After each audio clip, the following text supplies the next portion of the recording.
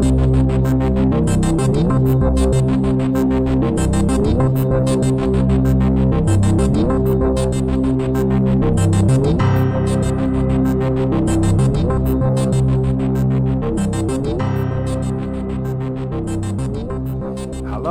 and welcome to the 11th episode of Season 9 of the Dark Money Files, in which we shine a light into a murky world. I'm Ray Blake, and with me is my co-host, friend and business partner, Graham Barrow. Hello, Graham. Hello, Ray.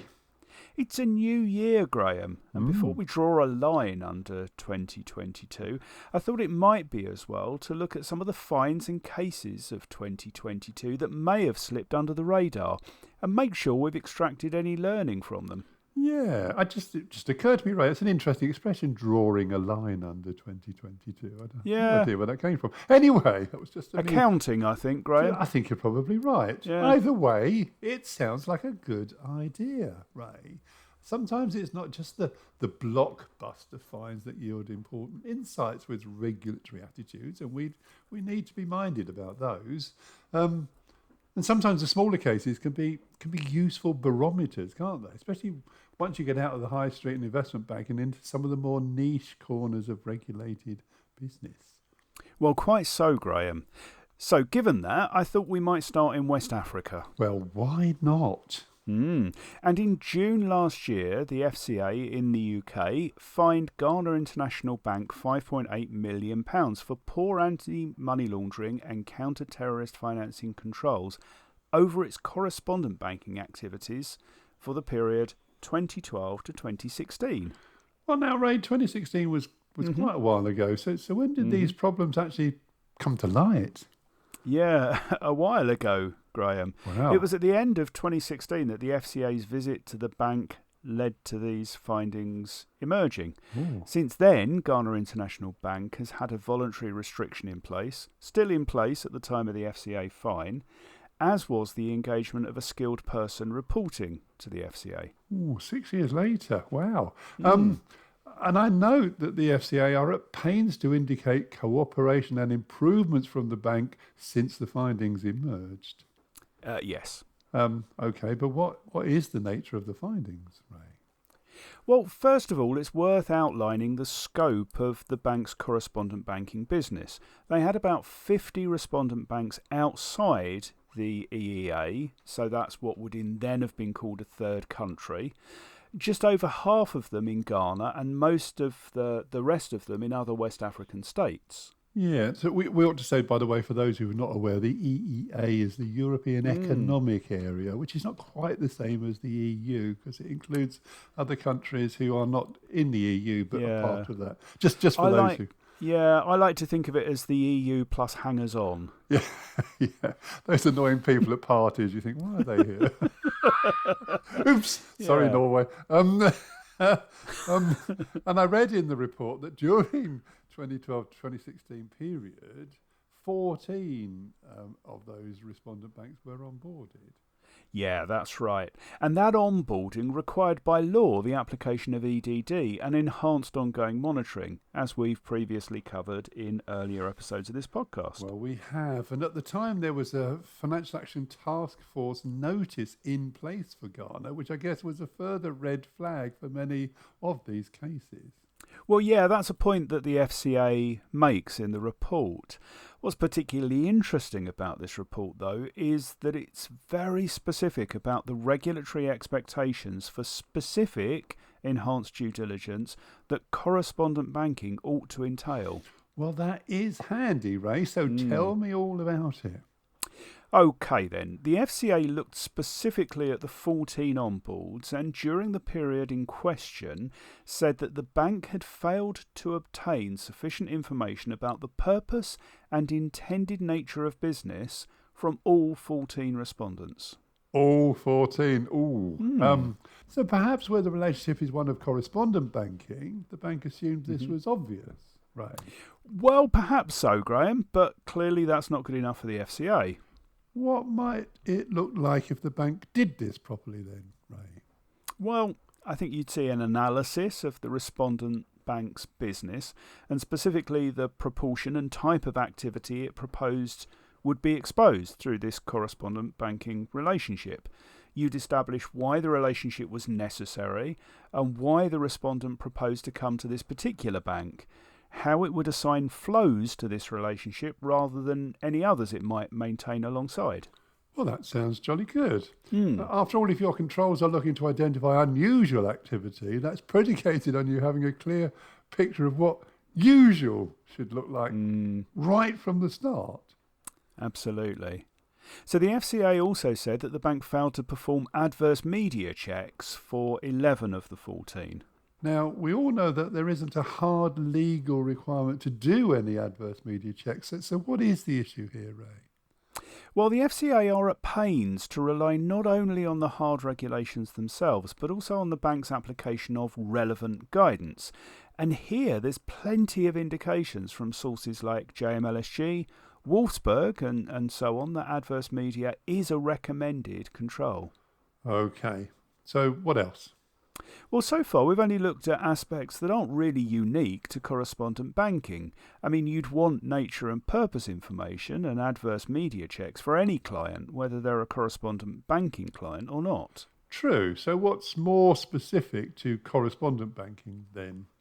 Well, helpfully, the FCA provides a little list of risk-sensitive measures it says that the correspondent must take. Oh, that's interesting. And what's on it, Ray? The first is gathering sufficient information about the respondent to fully understand the nature of its business. Oh, haven't we covered that already? Well, yeah, but notice here that this takes us beyond just the business it's conducting through the relationship. It says to fully understand the nature of its business, which is wider. Okay, yeah, no, I see that. And what else? Well, next is determining the respondent's reputation and the quality of its supervision from publicly available information. The quality of its supervision. Yeah, so that would require you to understand how and how well the respondent bank is supervised in its home country, as well as what its local reputation is. Okay, fine. What else? Next is assessing the respondent's AML controls, which is kind of obvious for the correspondent banking service, I'd say. Nevertheless, I see it didn't happen for 12 of the 14 new respondents that Ghana International Bank took on. You make a fair point, Graham. The next to the FCA's list of musts is senior management approval before establishing the relationship. Now, yes, of course, in the UK and the EU, this is a hard legal requirement for non-EEA relationships, isn't it? Yeah, and the bank did a little bit better with this one. It was only absent entirely in 3 of the 14 cases, although illegible for 6 others and added after the event for another. Oops. And the 5th of the FCA's points, Ray? This is the last one, in fact. Documenting the respective responsibilities of the respondent and correspondent. Okay. So this will rely on having a good understanding of what the respondent is doing through its own AML controls. So already we're not expecting a great finding for Ghana International, I guess. Well, no. And the FCA notes that this was absent in 12 of the 14 cases. Well, that makes sense. But actually, this is pretty helpful as a report, setting out quite clearly, at least our regulators' expectations for correspondent banking business. Yeah, indeed. One other point I took from it is their expectation that correspondent banking is treated very much as a separate business line, with its own processes and controls distinct from other business lines. Yeah, well, I noted another expectation, which was there should be clear and comprehensive guidance at a policy and procedure level, and that staff shouldn't be faced with a profusion of different sources of reference for correspondent banking business that they need to refer to. So a pretty useful report to look at then if this type of business is on your books. Well, I would say so too. What other cases caught your eye last year then, Ray? Let's go on a trip, Graham, to the UAE and a fine handed out to Wise Nukud Limited, provider of money transfer services, by the Financial Services Regulatory Authority, the FSRA, of the Abu Dhabi Global Market. And that happened in August. And this was another smallish fine, wasn't it, Ray? It was about $360,000, I think. Indeed, but it's a really instructive case, I'd say. How so? Well, Graham, there are a number of business models that we typically see where customer risk assessment, as we like to see it applied, or even substantial customer due diligence, aren't undertaken until payments exceed a certain threshold. Yes. Now, you see that sometimes in payment services and crypto exchanges where perhaps it's not clear whether someone is just accessing the service on a one-off basis or whether there is an emerging ongoing relationship. Yeah, but certainly as far as the UAE is concerned, this case seems to put the kibosh on much of that. There's a clear expectation voiced here from the UAE regulator that where EDD is required, it has to be completed in full prior to transacting for a customer. But of course, to know if it is required, you have hmm to be able to apply a risk rating and determine whether certain features, like, for example, PEP status, are present. Now, we know that all the regulators read one another's outputs, so I wouldn't be at all surprised if this isn't something that catches on more globally. Well, I think I agree, Ray. I feel the same way about what the regulator says here about thresholds more generally. They say that even where thresholds might be acceptable as a risk mitigant, those thresholds have to be set at reasonable levels when considering the risks they are designed to address. Yeah, and it considers the example of a threshold set so far above the average value experienced that it would be very rarely exceeded, and thus it's going to prove an ineffective mitigant to the risk it's supposed to be pointed at. And I think that can be read across globally. Yeah, and I can't help thinking that didn't happen by accident. There's another finding in the report, a different one that caught my eye as well, Ray.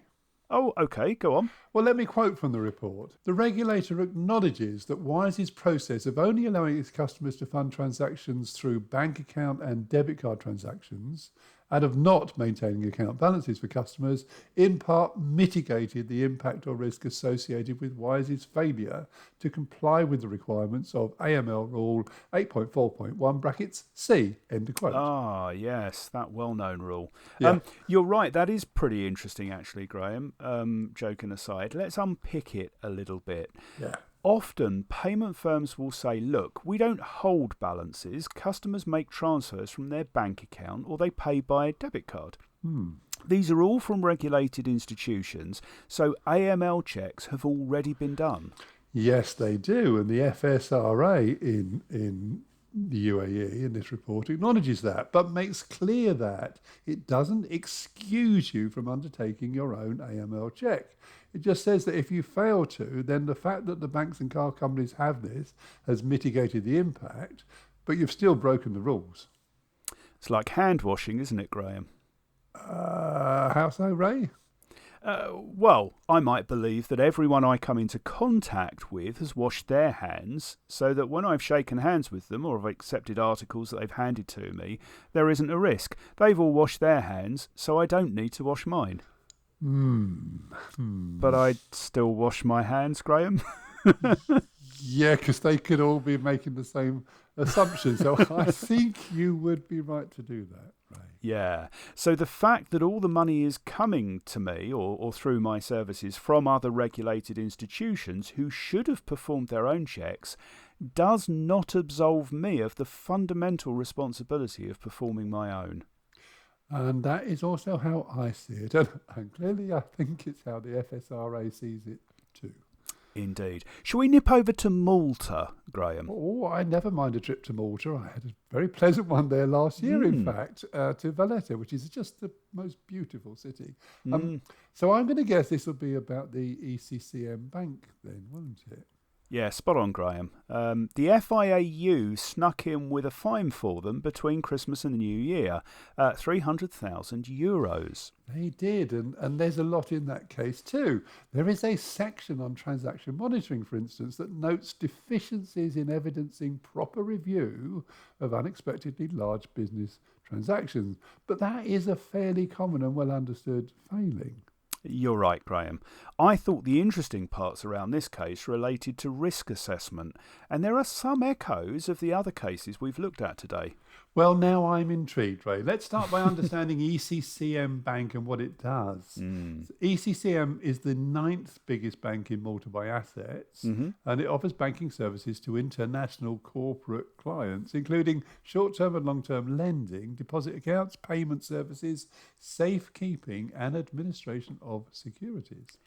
So, fairly vanilla then. No cash transacting, no internet banking, nor credit cards. I'd say so, yeah, but notwithstanding that, the FIAU is fairly critical of the bank for not having a more detailed business risk assessment that references the national and supranational risk assessments.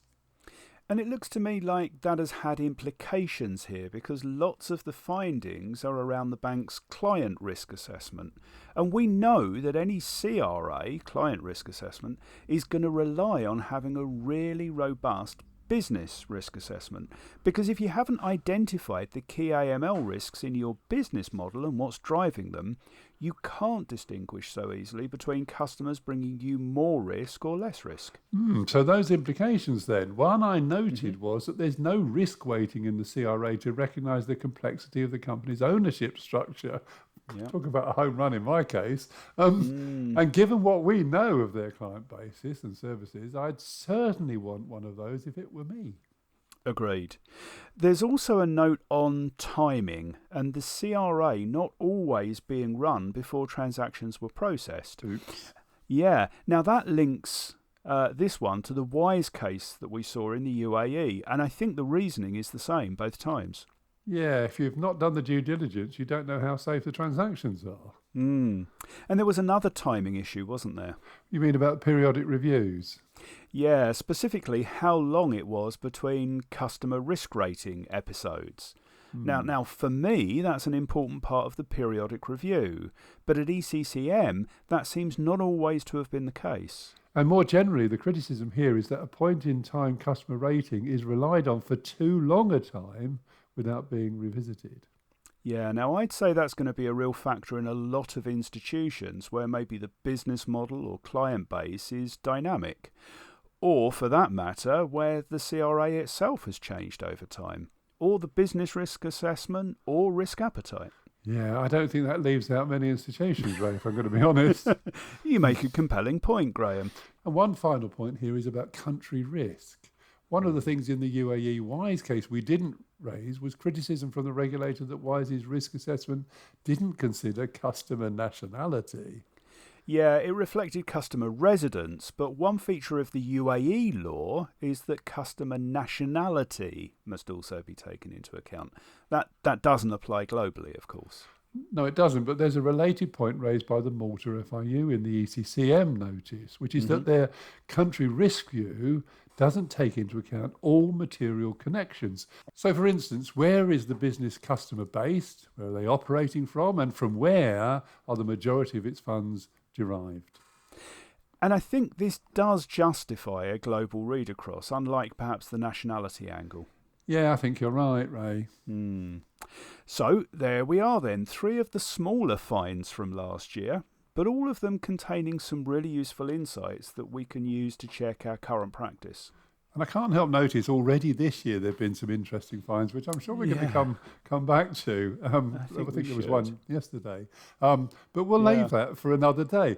So it is worth saying, isn't it, Ray, the big regulatory actions, the Santanders and the Deutsche Banks and the NatWest, they get the attention. But sometimes there is gold in the margins. That's very true, and we'll keep panning for it on behalf of our listeners over the coming year.